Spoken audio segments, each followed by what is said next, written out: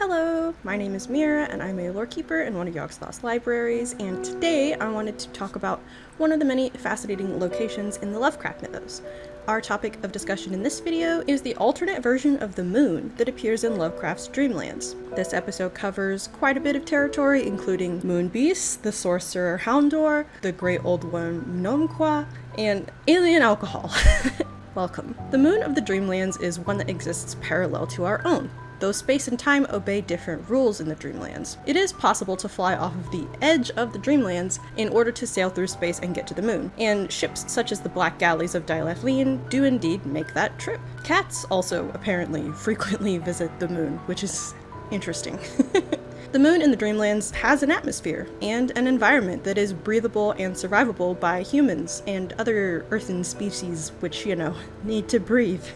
It even has numerous ruins and temples, as well as forests and oily oceans. Much of the current activity on the moon exists on the dark side, home of the moon beasts and of Haon-Dor. Who is Haon-Dor, you ask? He's a sorcerer from our waking world, actually, back in the time of Hyperborea. At a dark point in his life, he fled Earth for the Dreamlands, where he built an exact replica of the Bendel-Dolem step pyramid, which is now called Alternate Bendel-Dolem. Very creative, I know.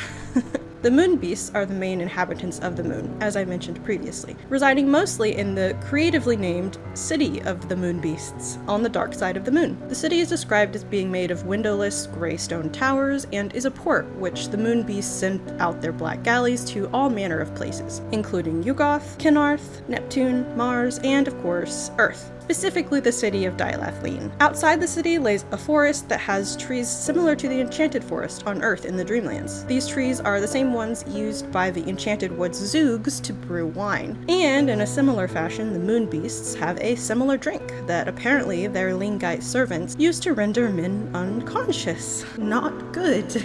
The moon beasts are known to have enslaved the satyr-like men of Lang from the Dreamlands, and seem to make a habit of abducting people. Really not great. They worship Nyarlathotep and Mnonqua and have been described as toad-like creatures with tentacles for faces. But Meerah, who's Mnonqua? I know, I'm introducing a lot of new names in this video. It's hard for me to keep track too.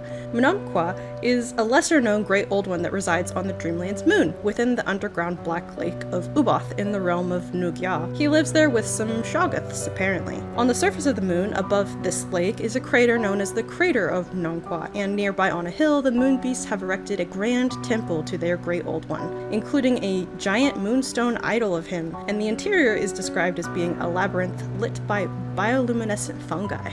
Sounds magical, honestly. It's a shame we don't really know much about the other side of the Dreamlands moon, outside of it being covered in forests and seas and ruins, but it is what it is. Anyway, thank you so much for watching. Extra special thank you to my channel members. May Yogg grant them the knowledge they seek. And yeah, I hope to see you next time here in the library.